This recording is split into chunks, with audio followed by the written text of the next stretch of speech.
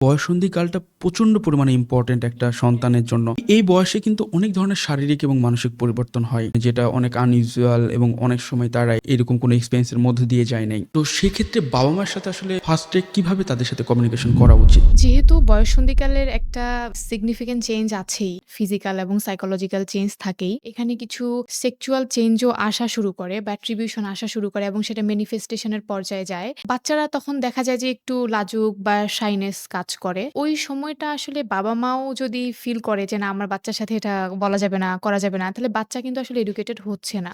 অন্যান্য অনেক সোর্স থাকবে যেই সোর্স থেকে তারা একটা নেগেটিভ ওয়েতে এডুকেটেড হলেও হতে পারে। তো সেই জায়গা থেকে বাবা-মায়েরই উচিত এডুকেশন গুলো তাদেরকে ডেলিভার করা বা কথা বলা, বাচ্চাকে ওপেন আপ হতে দেয়া, নন জাজমেন্টাল অ্যাটিটিউড এ একসেপ্ট করা এবং কোনো কিছু যদি আনইউজফুল বা আনহেল্পফুল প্যারেন্টস দেখে থাকে তাহলে সেটা নিয়ে পরবর্তীতে ডিসকাশন করা, সেটা আরো বোঝার চেষ্টা করা, এক্সপ্লোর করার চেষ্টা করা।